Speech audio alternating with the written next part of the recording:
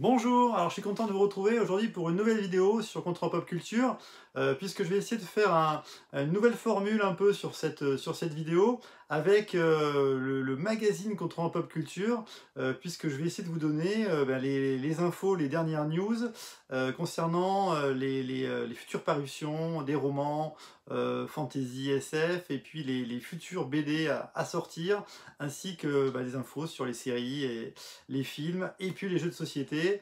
Et puis à la fin de cette vidéo, je vais vous faire le tirage au sort, sans coupure, sans montage, avec ma petite poche. Voilà, j'ai découpé une centaine de petits papiers avec les noms de tous les participants, et je vous ferai donc tirer le vainqueur de cette BD Peer Gynt d'Antoine Carion.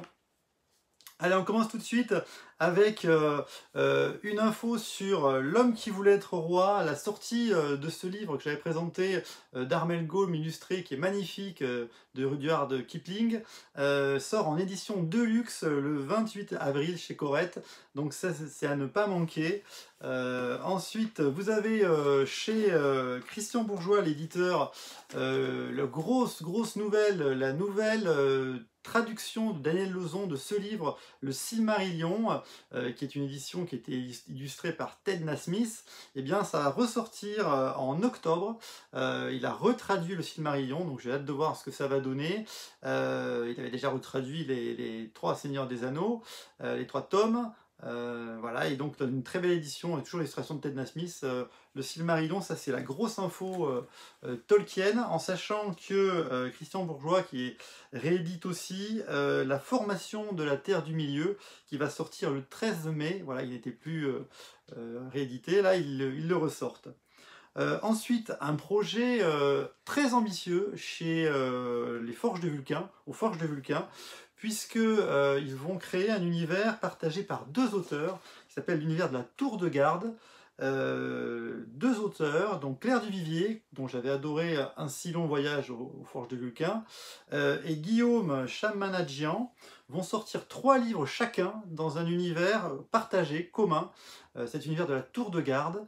Le premier tome sort le 16 avril de Guillaume Chamanadjian, s'appelle Le sang de la cité, et donc je suis très impatient de découvrir cet univers, voilà, avec deux auteurs qui vont faire 3 tomes chacun, une histoire commune, voilà, deux visions qui se complètent. Je trouve que c'est une excellente idée. Ensuite, le 16 avril aussi, chez ActuSF, Du roi, je serai l'assassin de Jean-Laurent Del Socorro, voilà, qui est dans le même univers que Royaume de vent et de colère. Voilà, toujours une sorte de fantaisie historique. Je vous avais présenté Boudica, que j'avais beaucoup aimé, et donc vraiment un auteur à suivre.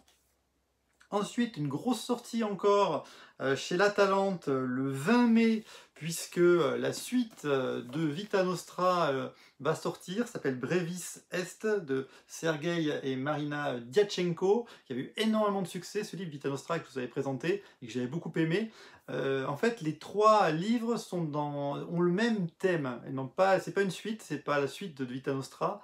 On ne retrouvera pas voilà, Sacha, mais c'est toujours sur la métamorphose, c'est le thème de ces 3 livres, dans des univers un petit peu différents. Voilà une suite une série à lire.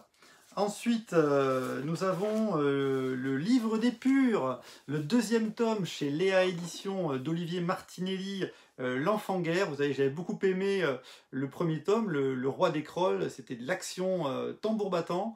Et bien la suite, l'auteur m'a promis de répondre à toutes les questions et de bien développer son univers.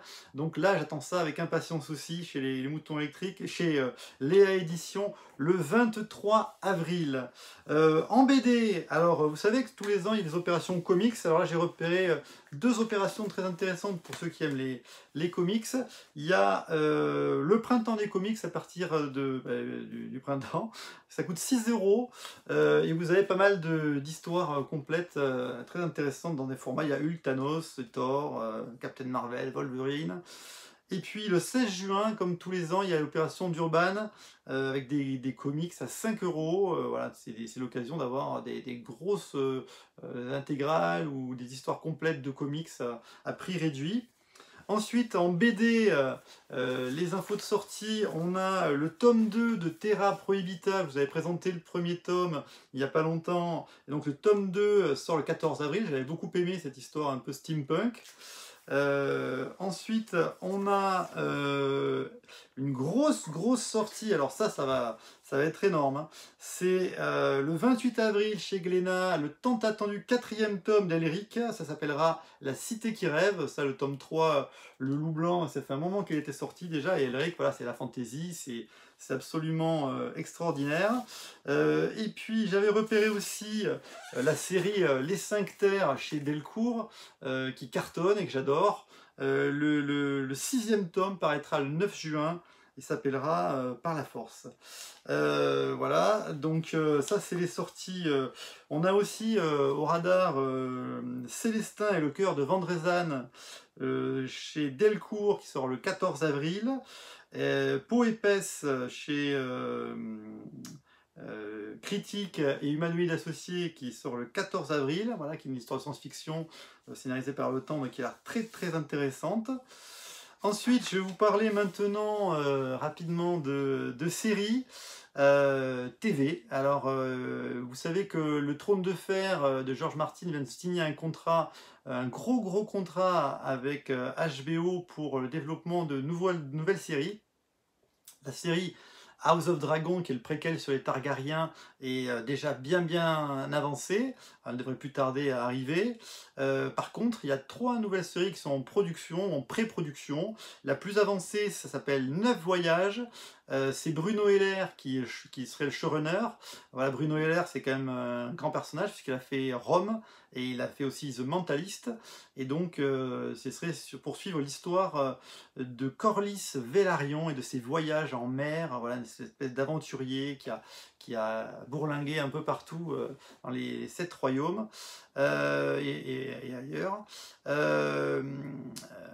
Une deuxième série, ce serait sur Flea Bottom, ce serait sur les quartiers populaires de Port-Réal, avec Serre Davos, Gendry, on les voit un peu dans ces quartiers un peu voilà, malfamés, où il se passe plein de choses. Et puis le troisième projet, il s'appellerait 10 000 navires, et c'est sur le règne de la reine Nymeria. Voilà, donc des projets sur le Trône de Fer. HBO, ils veulent vraiment développer la franchise, comme toutes les grandes franchises, les grosses franchises, et bénéficier du nom Game of Thrones, donc on risque d'en entendre parler dans les mois et les années à venir. Une autre série qui promet beaucoup, c'est l'association des Duffer Brothers et de Steven Spielberg pour produire une série sur Stephen King.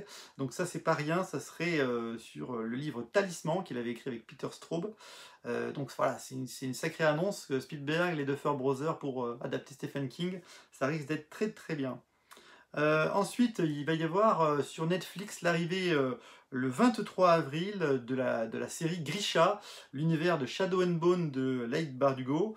Et là, il va y avoir beaucoup de buzz là-dessus. Ils essaient d'adapter cette série qui est à la base jeunesse, mais qui peut cartonner et aller au-delà, un peu comme a fait Harry Potter éventuellement. Voilà, c'est toujours la croisée des mondes. Donc voilà, à suivre. Espérons que la série sur Netflix va être très bien et permettra de lancer plus encore l'univers Grisha qui marche déjà très bien. Ensuite, une série qui va être sur HBO, mais qui sortira rapidement sur OCS, puisqu'un jour, 24 heures après, il sera sur OCS. Ça s'appelle The Nevers. The Nevers, c'est une série qui est initiée par Josh Whedon, le réalisateur des Avengers et de Buffy contre les vampires. Et il a quitté le navire en cours de route, mais la série a l'air très prometteuse. Ça se passe à l'époque victorienne, et ce sont une histoire de femmes qui se retrouvent à avoir des pouvoirs, type super-héros, un peu des pouvoirs magiques. On les appelle les touchées. Elles sont touchées par une sorte de pouvoir, et du coup, ces pouvoirs sont différents, et elles luttent contre la criminalité. Voilà, il y a des gens qui veulent empêcher ces gens d'avoir de pouvoir utiliser leurs dons pour influencer le monde. Et la bande-annonce a l'air très sympa, donc ça a l'air plutôt sympa à suivre. Et puis aussi un projet de film, d'adaptation BD, vous savez Keanu Reeves, il avait fait un comics sur un guerrier immortel, il y avait pas mal de tomes qui sont sortis, et bien ça s'appelle BRZKR, et ça va sortir aussi en film sur Netflix, donc une adaptation BD à suivre. Ensuite, je vais vous parler aussi de jeux de société. Alors, les jeux de société que j'ai un petit peu à la loupe sur les semaines à venir. Donc, la sortie de The Crew. The Crew avait tout gagné avec son jeu de pli, de cartes, version spatiale. Et bien là, ils sortent une version sous-marine qui va arriver en mai, qui sera indépendante de la première version. Donc, pour ceux qui n'auront pas trop accroché au thème spatial, ce thème-là peut être intéressant.